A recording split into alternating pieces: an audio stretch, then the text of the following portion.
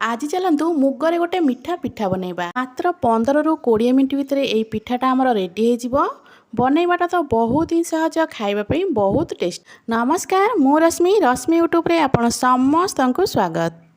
वीडियोटा को full watch करेंगे। एबे चलतु स्टार्ट करवा आज ही पिठार रेसिपी। मुगर ये पिठा बनवाई प्रथम तो आमको मुग दरकार।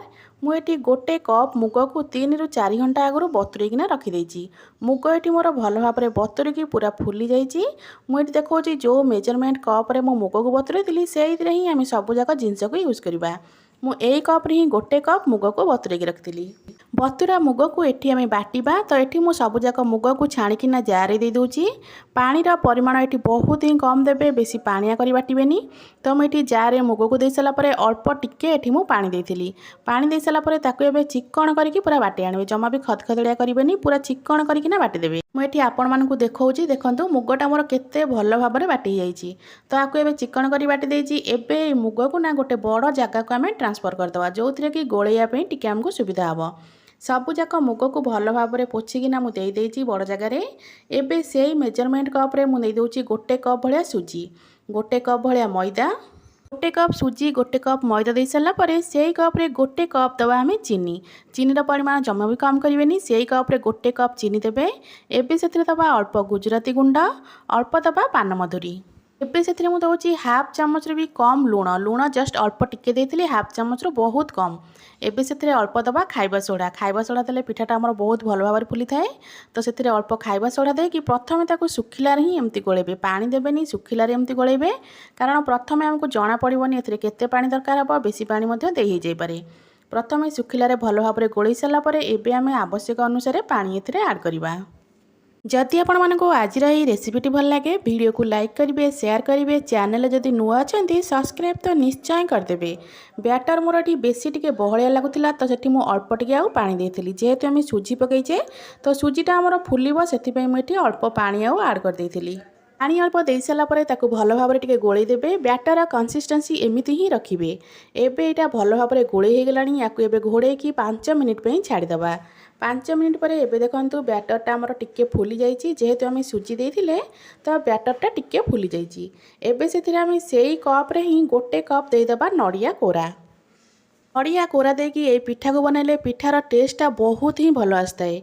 आपण मैंने थरे मुगरे यही पिठा को निश्चय ट्राए करेंगे। तो ये मुझे नड़िया कोरा दे सारापर नड़िया कोरा को भल भाव में टिके गोलई दूची। नड़िया कोरा देकी गोलई सारापर आपण मानकु एटा टिके बेसी बहलिया लागुथिबो, किंतु आपण माने एटी पानी टोटाली भी आउ यूज करिवेनी। एमिति ही बैटर को रखिबे। एमिति याकु भल भाव में गोलई सारापर एबे चलंतु आकु आमे छाणीबा। करे तो आपण माने विभिन्न प्रकार रेसिपी बनैथिबे, थरे एही पिठा को निश्चय ट्राए करेंगे। तो एबे हमर बैटर भल भाव में गोलई हो गलानी। एठी मु कड़ाई रे अल्प तेल दे देइची। तेल हमर भल भाव में गरम हो सारापर एथिरे आमे गोटे डंकी बैटर देदेबा। टोटाली ताको एपट सेपट करिवेनी। गैस रो फ्लेम को लो रखिथिबे। 1 रु 2 मिनिट पर पिठाटा हमर ऑटोमेटिक ऊपर को फुली उठिबो।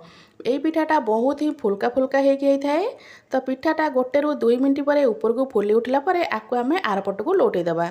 एठी देखंतु पिठा हमर बहुत बढ़िया भाव में फुली जाइए। तो मुझे आरपट को लौटे दूची। गैस रो फ्लेम को लो रखिकी ही ये पिठा बनइबे। जदि आपण माने हाई फ्लेम रे पिठा को बनइबे तो ऊपर तो आप जल्दी जल्दी हो, किंतु भितरटा पूरा भल भाव में सिझी न थाए। इमती एपट सेपट करके 3 रु 4 मिनिट पर्यंत गोटे पिठा हवाक समय लगे। तो ये 3 रु 4 मिनिट हो सारापर मुझे पिठा को काढ़ी दूची। सेम प्रोसेस रे आम सबुजाक पिठा ये बनईदबा। तो देखो पिठाटा आमर ये केते सुंदर देखा देखा जेतिकी सुंदर लगुच ना खाइबापी सेतिकी ही टेस्टी। आपण माने यही पिठा बनला बेले बेसी चटका वाला पैन कि कड़ाई नेबेनी, एमिति टिके गाड़ुआ वाला कड़ाई की यूज करेंगे। तो ये देखो सेम प्रोसेस रे मुझे आउ गोटे पिठा बनई दूची। पिठाटा देखो सांगे सांगे केते बढ़िया भाव में फुली जाउची। तो आपको मुझे एपट को लौटे दूची। सेम प्रोसेस रे आउ 2 रु 3 मिनिट पर्यंत एपट सेपट करके आपको आम एबे छाणीदबा। तो ये देखो ये पिठाटा भी आमर हो गलानी।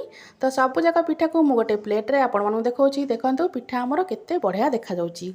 पिठाटा देखापी जी सुंदर लगुच ना खाइबापी सेतिकी ही टेस्टी।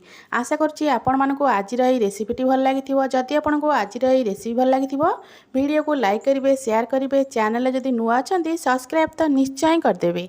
पुणी आसबि गोटे नुआ रेसिपी नहीं। से पर्यंत रोची नमस्कार, जय जगन्नाथ।